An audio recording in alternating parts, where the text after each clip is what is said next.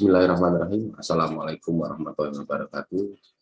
Salam sejahtera buat teman-teman semuanya. Semoga teman-teman pada hari ini diberikan keberkahan, kesehatan, baik jasmani maupun rohani. Kalau teman-teman misalnya melihat situasi dan kondisi trading pada hari Senin kemarin, itu memang kita cukup mengagetkan ya, di mana posisi kondisi tidak terduga dan tidak ada tanda-tanda yang signifikan tiba-tiba dia berbalik arah dengan sangat kuat sekali, bahkan bisa melakukan breakout di posisi D1. Jadi kalau teman-teman pahami dan sadari bahwa spot market itu tidak bisa dipastikan dalam bentuk indikator ataupun dalam bentuk analisis probabilitas, tetapi setidak-tidaknya teman-teman itu sudah punya gambaran. Kalau sudah ada rencana kerja atau plan, itu teman-teman sudah mengetahui apa tindakan yang harus dilakukan ketika pasar itu berbalik. Selain cut loss, ada yang namanya switching. Itulah fungsinya yang disebut recovery, untuk mengejar ketertinggalan kita. Jadi kita tidak boleh patah semangat. Itulah spot market yang terjadi. Jadi meminimalisasi risiko, teman-teman minimal sudah paham tempat-tempatnya dan kondisinya ya. Oke, yang pertama-tama saya akan membahas tentang SKU USD terlebih dahulu untuk time frame jangka pendeknya ya, untuk nanti untuk pengembangannya monggo silakan teman-teman sendiri dalam posisi yang, karena posisinya kalau memang tidak memahami basic teknikalnya ini memang agak rumit. Oke, untuk SKU USD terlebih dahulu.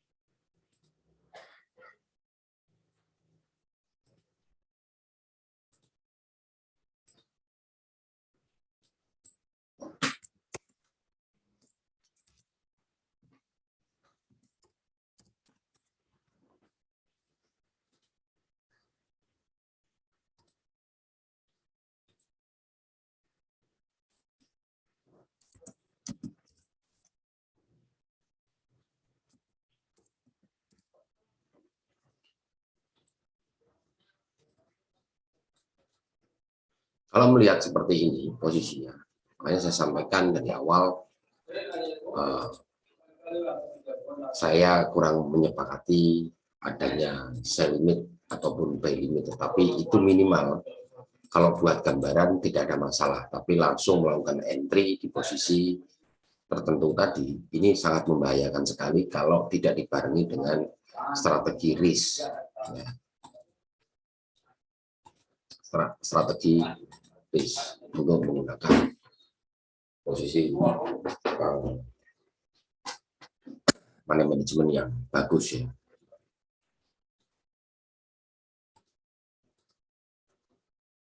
Ini kan posisi R1, R2 dan posisi R3.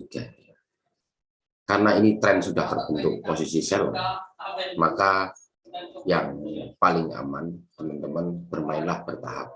Kalau dia breakout dari R1,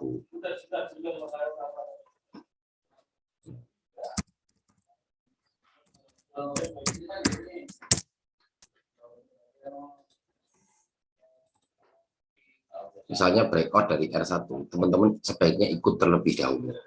Jadi saya sudah menyampaikan bahwa sebaiknya bermain secara bertahap itu jauh lebih aman. Ya, kalau dia breakout S1 ya kita ikut breakout S1-nya terlebih dahulu. Breakout R1 kita lihat posisi R1-nya. Setelah close candle H1 berbentuk apa? Setiap satu candlestick itu memberikan informasi kepada kita. Apakah dia mau melanjutkan atau mau mengalami posisi penurunan. Jadi disinilah yang disebut sangat berhati-hatinya. Kalau dilihat dari sisi plan, posisinya ini breakout ikut breakout yang terlebih dahulu. Posisi mencapai posisi R2, teman-teman waspada.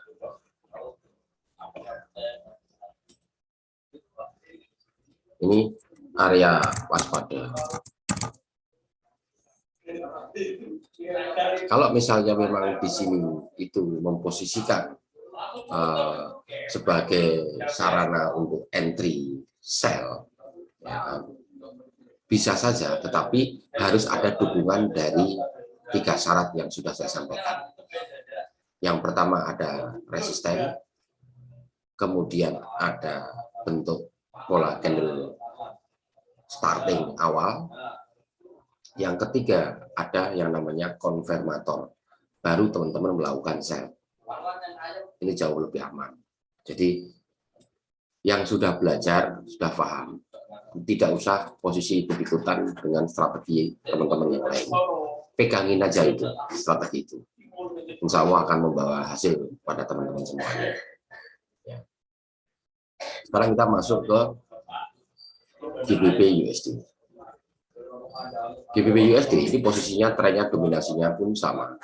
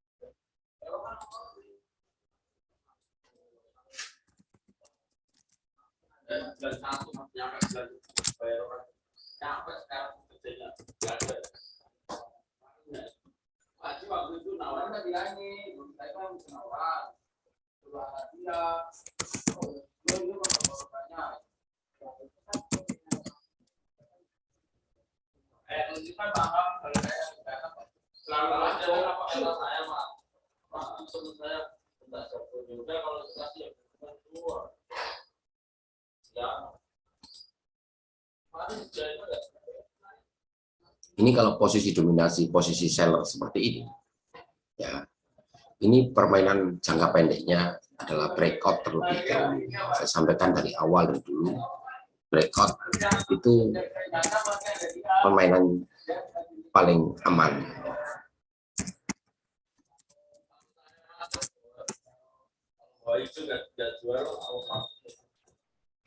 Ini ya.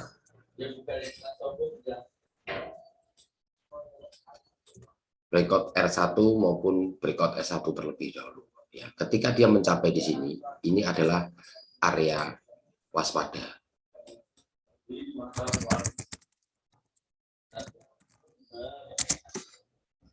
Tinggal menunggu kemungkinan apakah di sini akan ada pembalikan arah atau tidak. Jadi teman-teman jangan langsung meletakkan di sini sell limit. Ya. Ini rawan sekali. Sebaiknya nunggu konfirmasi yang pasti yang sudah saya sampaikan di awal tadi. Ya, baru teman-teman boleh melakukan entry. kemudian kita masuk ke posisi Euro USD. Ya.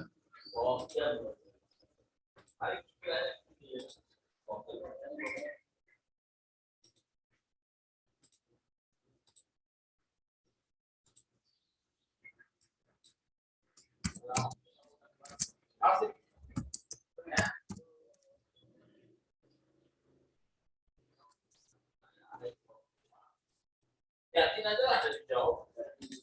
Ya, dilihatin aja biar.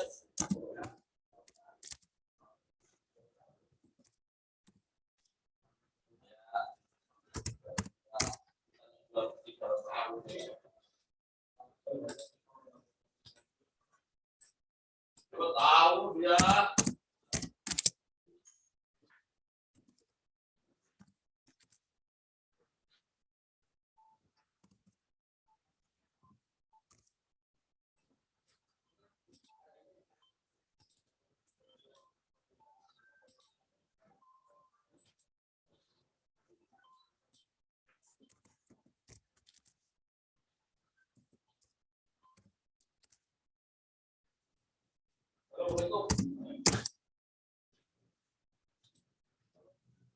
Ini kalau kita perlihatkan ya, ini untuk posisi Euro USD. Kalau Euro USD ini memang berbeda karakteristiknya ya. Berbeda karakteristiknya. Kita bisa melakukan permainan untuk sedikit agak swing, misalnya posisinya di area ini, area sell limit.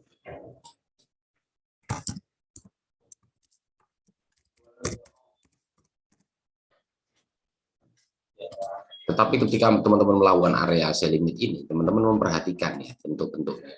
Nah ini sampai posisi S3.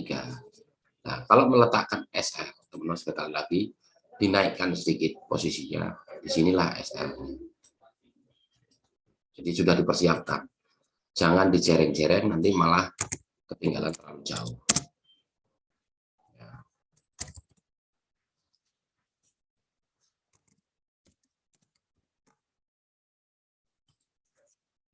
Stop loss-nya. Ya, ini untuk Euro USD. Kemudian kita masuk ke posisi USD JPY. USD JPY kita lihat posisinya memang dominasi ini dominasi buyer, buyer menguat ya, atau USD menguat. Tapi di sini sudah diuji berkali-kali, 1, 2, 3. Ini ujian ini bisa membuktikan mungkin ada potensi untuk buyer ini bisa melejit ke atas lagi. Atau ya, ini tanda-tandanya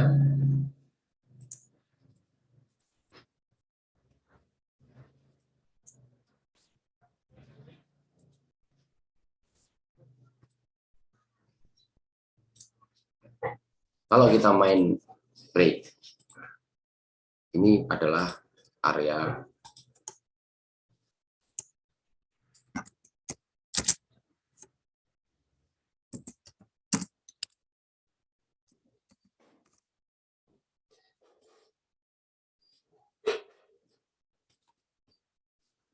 area untuk melakukan buy.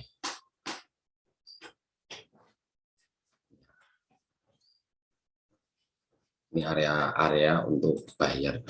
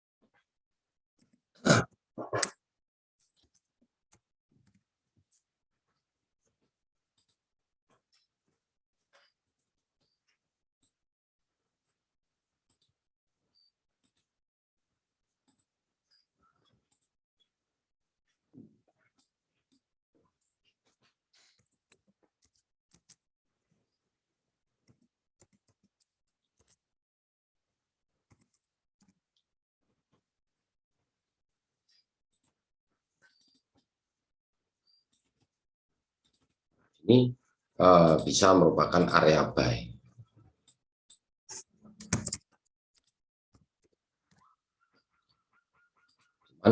Yang perlu diwaspadai, teman-teman juga harus menyiapkan risikonya berada di posisi S3.